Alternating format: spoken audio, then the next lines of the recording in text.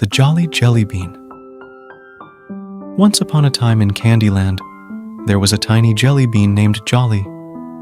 Jolly lived with his sugary friends in a magical candy forest. Every year the jellybeans gathered to celebrate the great candy festival. Jolly was so excited because this year the festival was taking place in the land of marshmallow meadows. The jellybeans hopped and skipped, making their way to the festival, but Jolly was so busy chatting about candy canes that he lost track of his jellybean friends. Suddenly, he found himself alone in a field of giant lollipops. Jolly was so tired that he plopped down on a marshmallow cloud to rest. But he dozed off so deeply that when he woke up, all the jellybeans had bounced away. In front of him stood a colossal candy statue of a goofy-looking gumdrop. It was covered in a rainbow of gummy bears and had licorice vines for hair. That must be the Jovial Jellybean King, thought Jolly. But why does he look so sad? Jolly, being a curious jellybean, decided to investigate. I could sleep up there, he giggled, thinking it would be a sweet spot. That evening, he hopped up and perched on the Candy King's shoulder.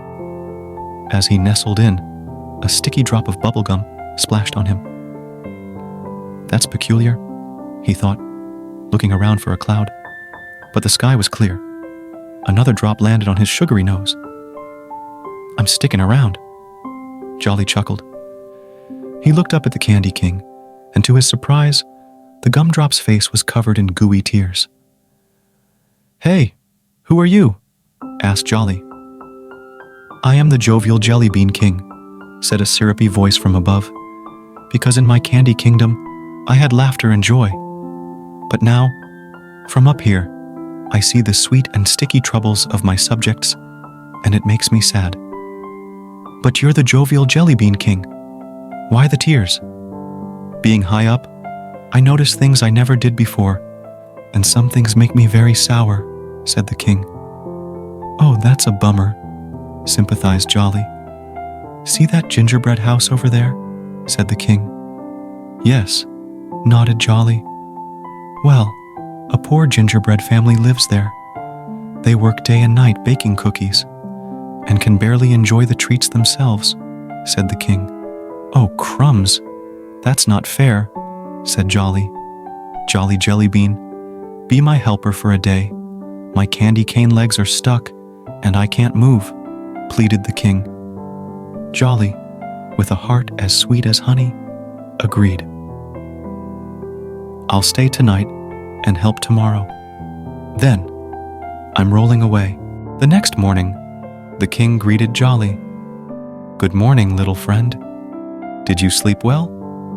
Like a gumdrop on a marshmallow cloud, said Jolly, ready for action.